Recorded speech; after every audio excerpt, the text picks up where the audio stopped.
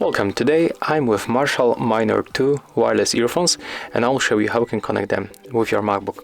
So at the first we have to turn this earbuds to the pairing mode.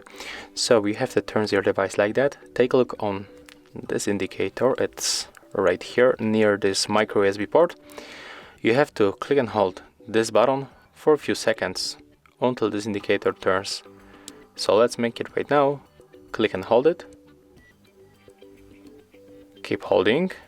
When it turns to the blue, you can release. Right now they are the pairing mode.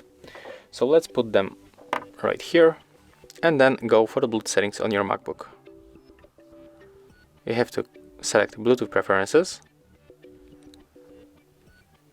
And now just wait until they pops on the available devices list, and here they are. So just tap to connect. Now just wait. And as you can see, after a few seconds, we are successfully connected. So, if you find this video helpful, remember to leave a like, comment, and subscribe.